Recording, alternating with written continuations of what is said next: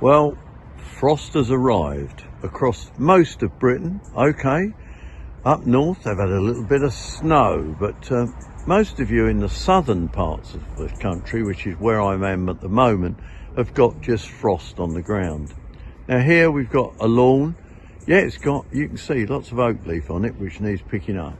But please, here's your warning.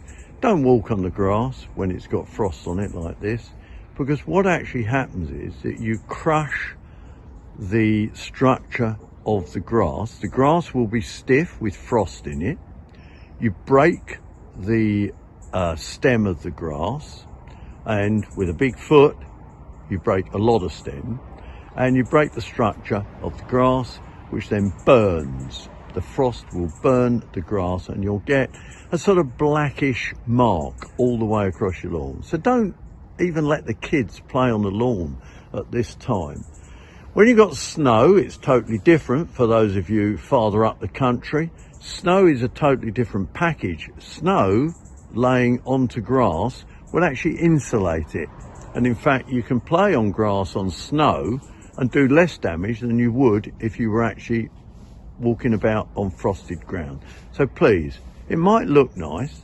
You might fancy doing a bit of gardening, but keep on the beds and not on the grass if you're doing the beds, and wait till the frost has lifted before you remove your leaf or start trundling about on your garden. So there you are. There's my tip for this week. And there's nothing like a crisp, cold morning.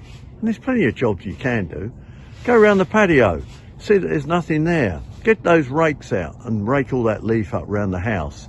And perhaps if you've got an area where there's fruit trees and the grass isn't so important, if you've got a rougher area, you could do a bit of fruit tree pruning. I know it'll tell you not to do it in the frost. I do, and I'm Ken Crowther. I've been gardening all my life. Here on World Radio Gardening, more tips for you.